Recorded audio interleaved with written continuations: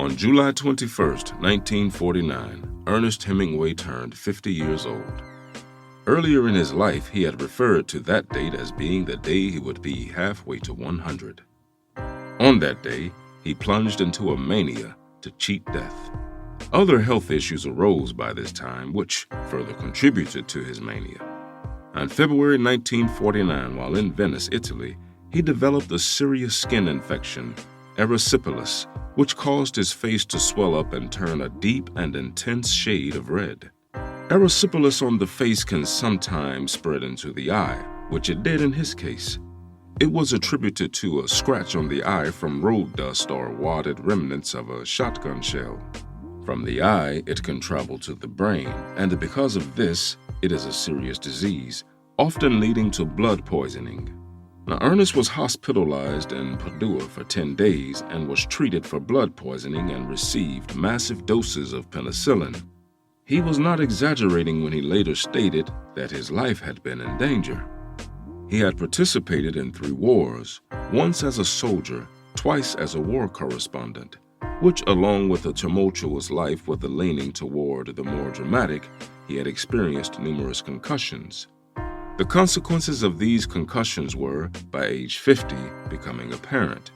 They were the cause of deep depressions, mania, and at times delusions and paranoia. His being a heavy drinker didn't help matters either. He was 50, but looked closer to 70. Living a tough life had weathered his body and skin like it had his mind. Nevertheless, he still had in him what would be considered to be his greatest novel. Welcome to House of Words, a podcast about writers, the fearless, and legends. I am your host, Jason Nemore Hardin, and today we are taking a deep look into the last book Ernest Hemingway published during his lifetime, The Old Man and the Sea.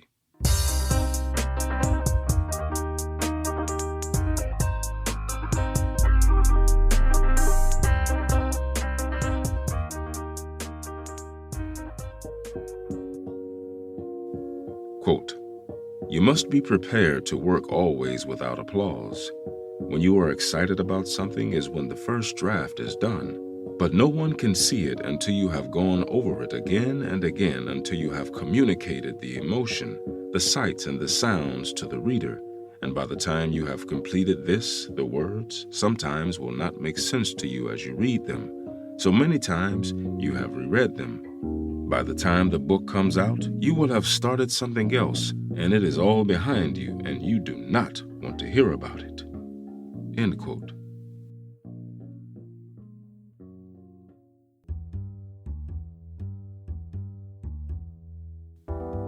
Ernest Miller Hemingway was born in Oak Park, Illinois in 1899.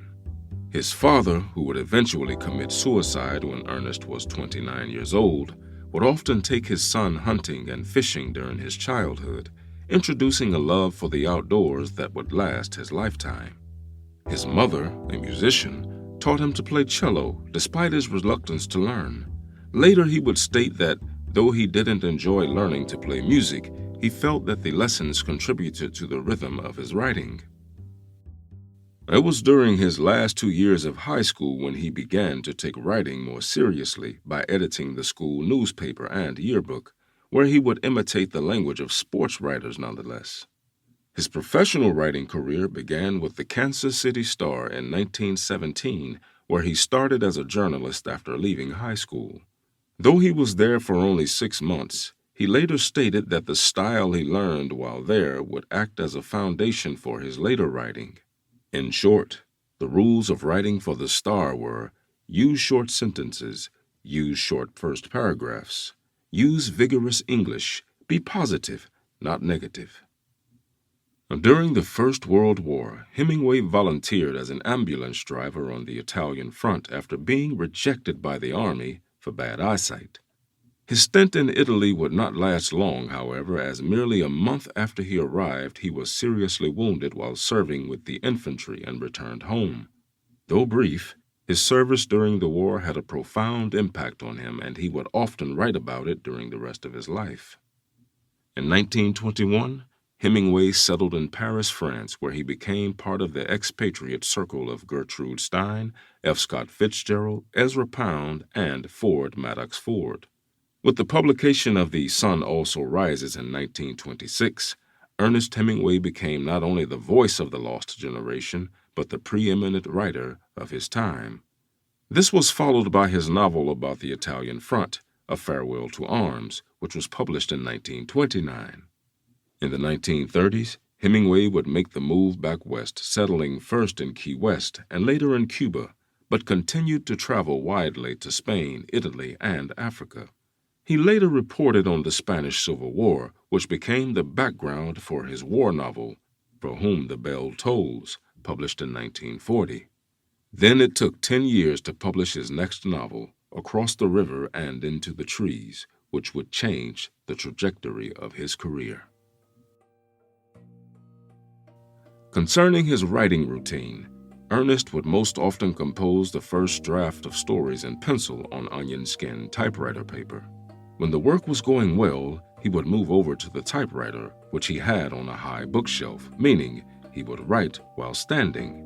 He would say once that writing and travel broaden your ass, if not your mind, and I like to write standing up. When working on a book or a story, he would write every morning as soon after first light as possible.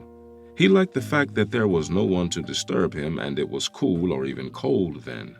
His body would warm up as he wrote.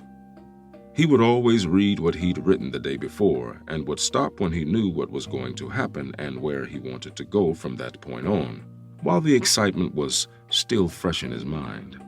He would often start around 6 a.m. and write until noon, or slightly before that, until he'd reached that sweet spot where he wanted to write more, but at the same time felt a good sense of emptiness in him.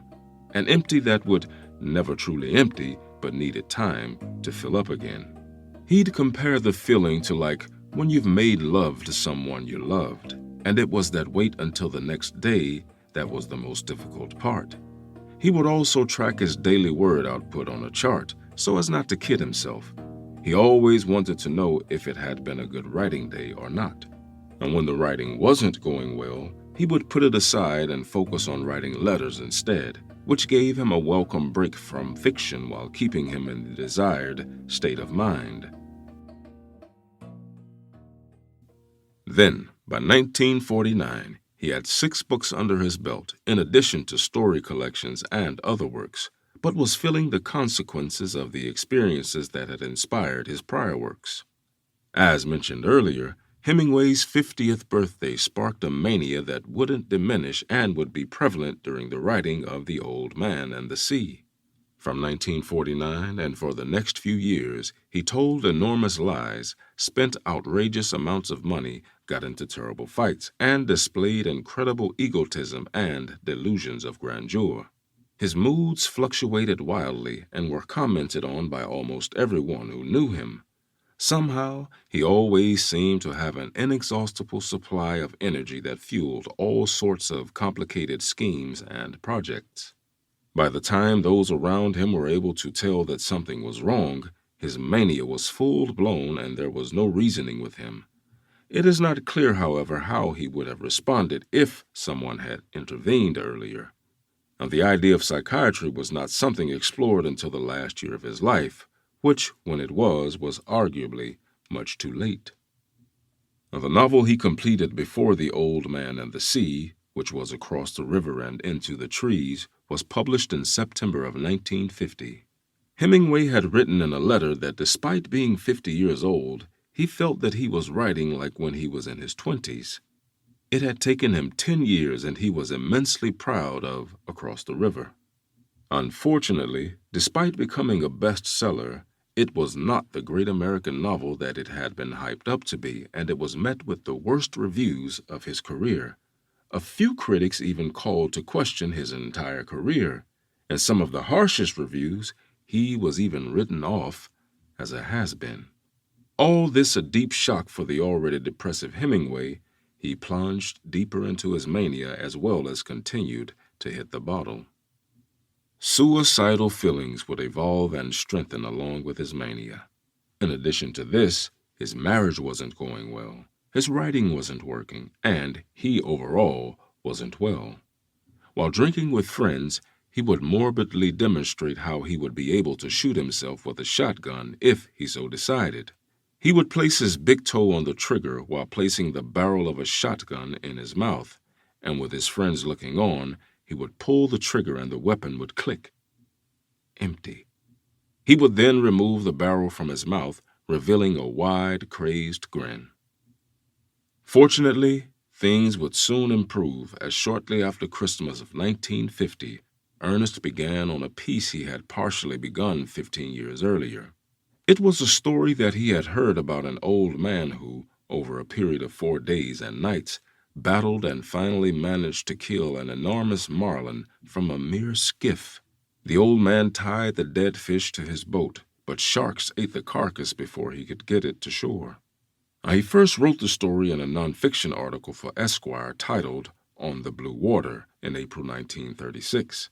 For his book, however, he would write it as a fictional account. Written in an exceedingly simple and terse prose, initially as a coda for what he referred to as the sea novel, he hoped the book would become his next great novel. When Charlie and Vera Scribner of Scribner Publishing, his publishing house, visited later that spring, Charlie read a draft of The Old Man and the Sea and told Hemingway, somewhat noncommittally, that it was very interesting. Even more than his earlier work, The Old Man of the Sea was a story suffused with the presence of death. Now, the same can be said for its predecessor, Across the River. One of the reasons for this, one can surmise, was the several deaths of people who had played a large role in his life, and which were also a reminder of his own mortality. Then in June of 1951, a few months before the publication of The Old Man and the Sea, he learned of yet another important death, the death of his mother. He wrote to a friend, "I have been thinking how beautiful she was when she was young, before everything went to hell in our family, and about how happy we all were as children before it all broke up." For Ernest, it was a difficult relationship. One example of this was his reaction upon receiving a letter from her around the time of his 50th birthday, where he reacted by unleashing a torrent of abuse and letters to others. He would tell that he hated his mother's guts as she did hate his. Aside from exaggerations brought on by the mania he experienced upon turning 50, it does seem that this statement was at least partly true. A woman brought up in the Victorian age, his mother showed no loving feelings toward her adult son. In fact, she often expressed her resentment openly.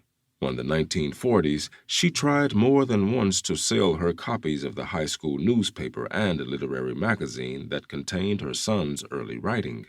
Hemingway must have realized upon her death that he would never be able to reconcile the feelings that he struggled with concerning her. Quote, "You have always written before, and you will write now. All you have to do is write one true sentence.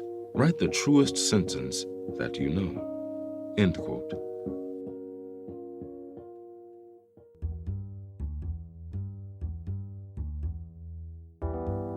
Ernest had been holding on to the manuscript of The Old Man and the Sea, intending to use it as a wrap-up to his sea novel. But as the manuscript kept growing and kept growing more unruly, he began to look at the story of the Cuban fisherman as a standalone piece of work, a novel or story.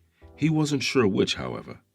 Another factor of encouragement to publish the novel as a standalone was that he wanted to prove to the critics that he was not done as a writer, and that he was not one that could be written off so easily.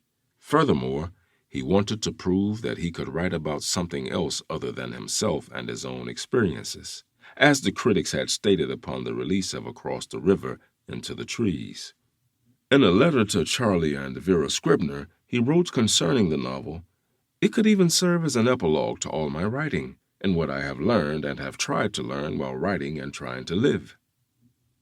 The Old Man and the Sea appeared in Life magazine on September 1st, with copies for sale on August 28th, as a Scribner's book on September 8th, and as a Book of the Month Club dual selection on September 9th. Incredibly enough, the novel was a success in all three formats. Life, for instance, sold 5,300,000 copies in just 2 days.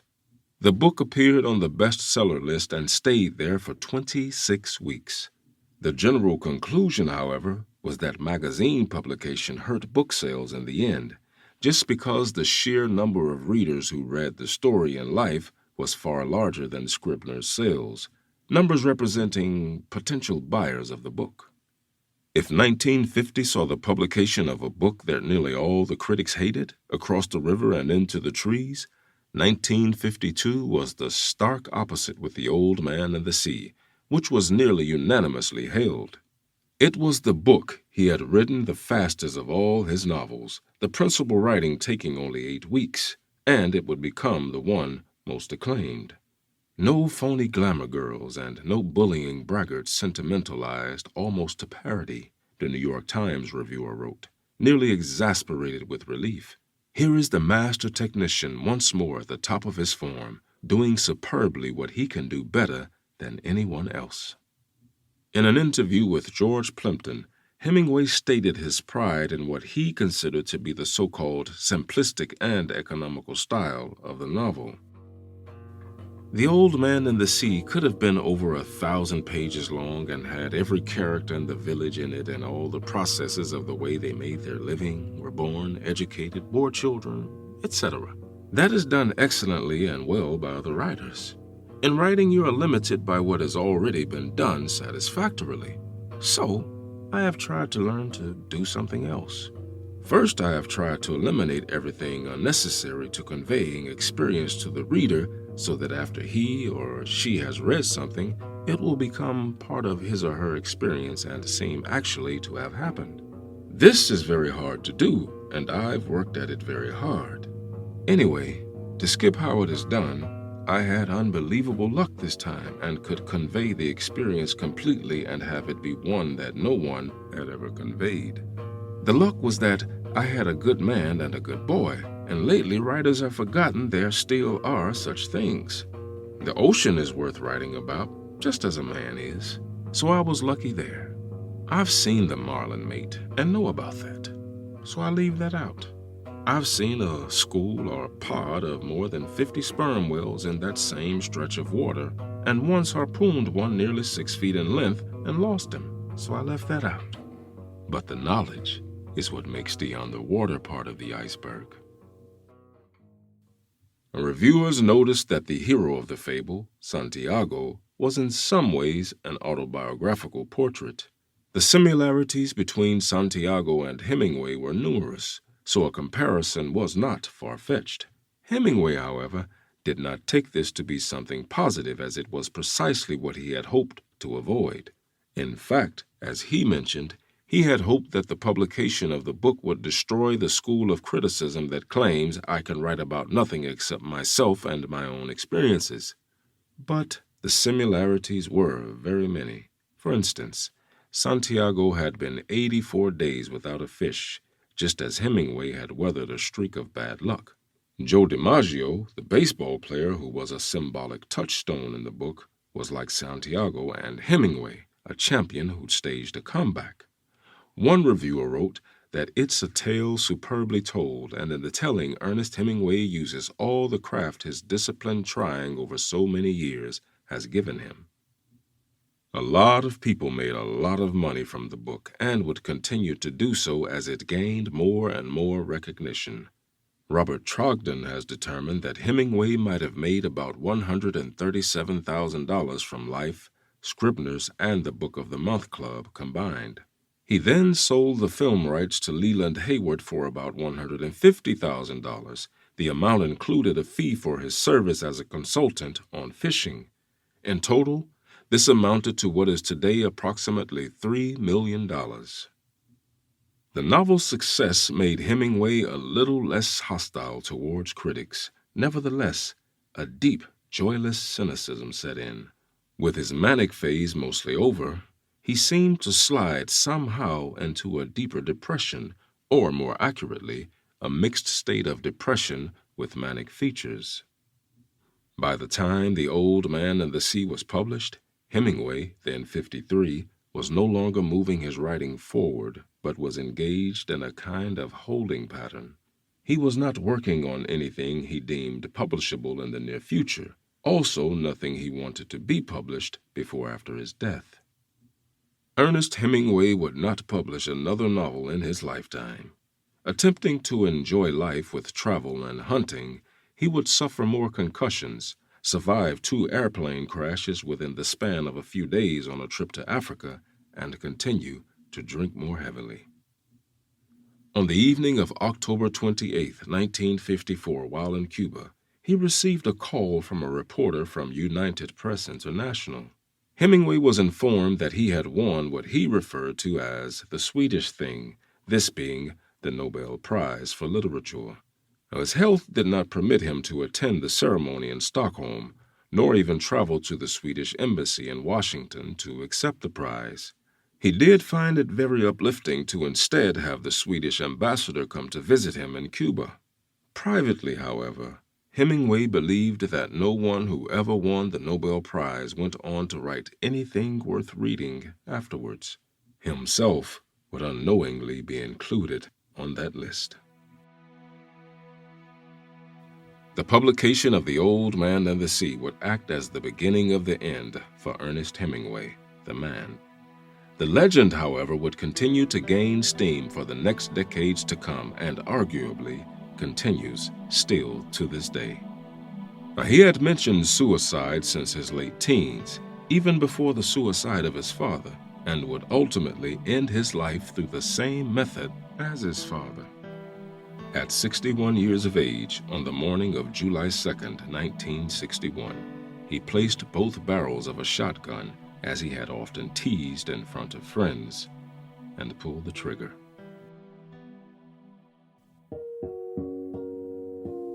Finally, let me leave you a quote from the man amongst men, Ernest Hemingway. "There is nothing noble in being superior to your fellow men. True nobility lies in being superior to your former self."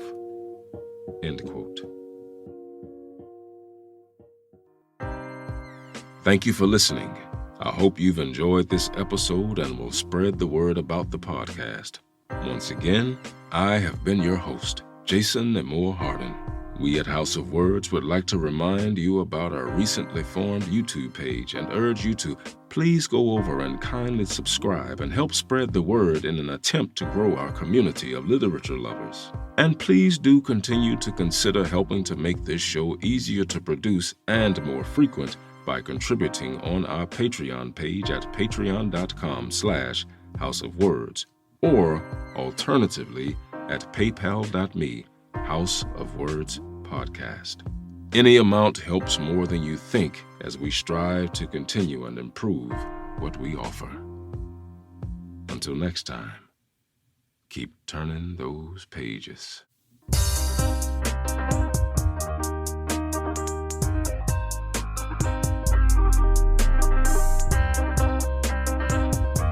House of Words is written and produced by Cristo M. Sanchez.